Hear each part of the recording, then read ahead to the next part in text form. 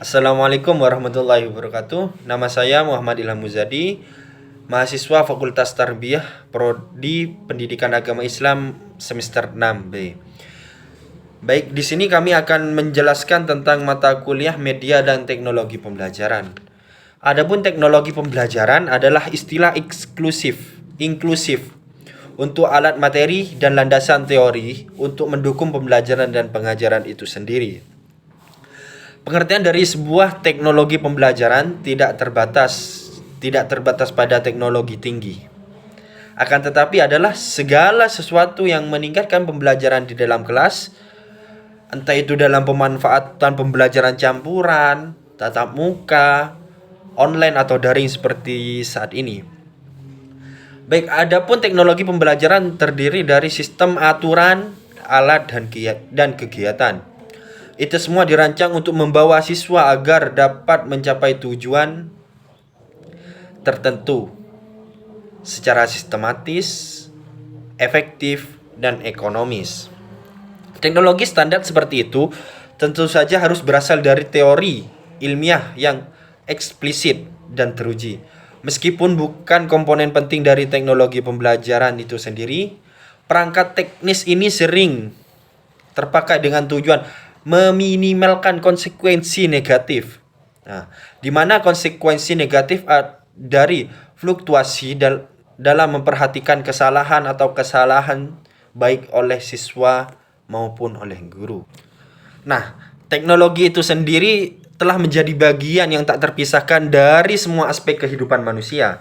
Hampir dari semua kegiatan, manusia memanfaatkan teknologi, baik teknologi yang sederhana maupun teknologi yang canggih seperti smartphone.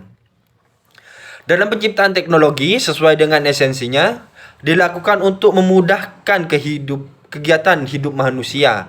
Dan teknologi khususnya teknologi informasi memiliki pengaruh yang sangat besar terhadap cara manusia dalam melakukan proses belajar untuk memperoleh informasi dan pengetahuan. Adapun teknologi informasi dapat berperan sebagai media pembelajaran yang dirancang dan dikembangkan agar dapat menyampaikan informasi dan pengetahuan yang diperlukan oleh banyak khalayak atau audien. Adapun gelombang peradaban manusia,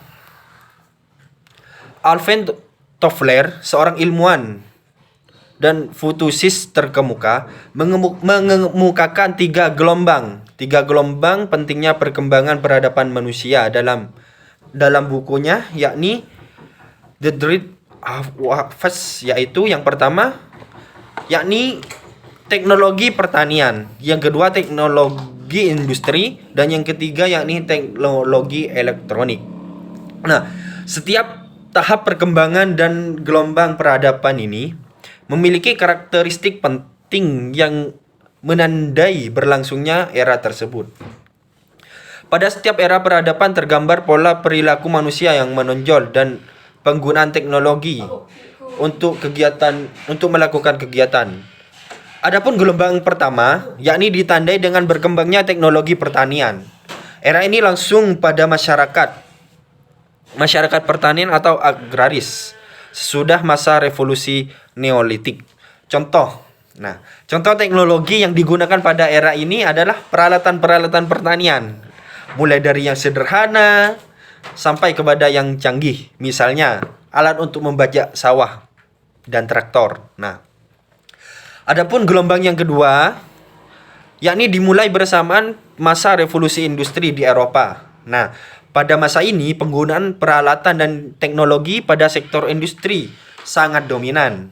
Era ini juga ditandai dengan penerapan konsep tentang efektivitas dan efisiensi dalam aktivitas produksi. Nah, semua kegiatan pada era ini diselenggarakan dengan tujuan untuk memperoleh hasil yang optimal dan efektif dengan penggunaan sumber daya yang relatif minimal atau efisien. Nah, yang terakhir yakni gelombang yang ketiga merupakan era berkembangnya teknologi elektronik pada masyarakat. Nah, di era ini langsung pada masyarakat informasi yang ditandai dengan frekuensi pertukaran informasi yang tinggi dan berlangsung sangat cepat. Kenapa bisa demikian? Nah, karena masyarakat pada tahap ini menganggap informasi sebagai kekuatan atau power yang menentukan banyak aspek dalam kehidupan manusia. Pada era ini, masyarakat berpandangan siapa yang menguasai informasi, maka dialah yang akan menjadi pemenang dalam persaingan. Nah, pada gelombang ketiga ini atau third waves, teknologi seperti perangkat komputer dan digital telah menjadi bagian yang tidak terpisahkan dari kehidupan manusia itu sendiri. Nah, industri elektronik yang dianggap sebagai sarana, maka masa depan telah menjadi tulang punggung industri pada gelombang ketiga ini. Perkembangan industri elektronik dan komputer telah memberikan pengaruh yang sangat besar terhadap sektor ekonomi, sosial, maupun politik sendiri. Nah, tadi kan sudah disampaikan perkembangan teknologi informasi. Teknologi kan tidak bisa atau telah menjadi bagian yang tak terpisahkan dari semua aspek kehidupan manusia. Hampir semua kegiatan manusia memanfaatkan teknologi, baik yang sederhana maupun canggih. Nah, teknologi dalam hal ini didefinisikan sebagai penciptaan teknologi sesuai dengan esensinya dilakukan untuk memudahkan dan membantu kegiatan kehidupan manusia, walaupun mampu memberikan kontribusi yang positif. Dampak dari penciptaan sebuah teknologi sering membawa warna negatif terhadap kehidupan manusia itu sendiri. Nah, perkembangan teknologi informasi yang berlangsung saat ini sangat pesat dalam 2 dekade ini telah mempengaruhi berbagai aspek kehidupan manusia, tak terkecuali aktivitas belajar dan pembelajaran manusia. Nah, perkembangan teknologi dalam bentuk digital ini telah membentuk perangkat keras atau hardware dan perangkat lunak atau software komputer menjadi lebih kecil secara fisik dan bersifat portable. Walaupun berbentuk kecil atau portable, perangkat tersebut mampu menyimpan informasi dalam kapasitas yang sangat besar. Nah, adapun perkembangan teknologi internet yang demikian pesat telah memberikan kemungkinan bagi seseorang untuk melakukan kegiatan belajar secara online. Nah, seperti sekarang ini. Pembelajaran online dalam hal ini dapat diartikan sebagai bentuk belajar jarak jauh atau daring yang dilakukan dengan menggunakan sarana internet publik atau internet pribadi. Dalam kegiatan belajar ini, program pencarian jaringan atau web browser digunakan sebagai sarana untuk mencari informasi dan pengetahuan yang diperlukan. Belajar dengan menggunakan komputer dapat membuat seseorang menjadi terlatih dan terampil dalam melakukan proses encoding atau decoding. Nah, kemampuan decoding adalah kemampuan yang merancang dan menyusun pesan dan informasi yang akan dikomunikasikan agar dapat dimengerti oleh orang yang membacanya. Tadi kan udah dijelaskan, dalam melaksanakan tugasnya manusia seringkali tidak dapat dipisahkan oleh penggunaan teknologi, baik yang teknologi yang sederhana maupun teknologi yang canggih. Nah, adapun pengaruh kemajuan teknologi informasi telah memberikan dampak signifikan terhadap aktivitas belajar dan program pembelajaran.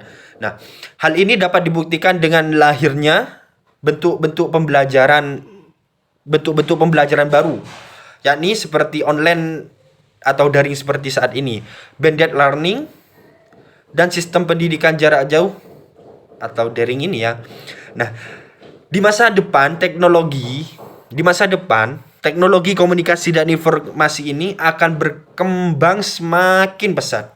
Nah, teknologi dan informasi telah menjadi bagian integral dari kegiatan manusia itu sendiri dalam memanfaatkan informasi dan pengetahuan yang diperlukan untuk kegiatan belajar dan mengikuti kemampuan atau kompetensi belajar.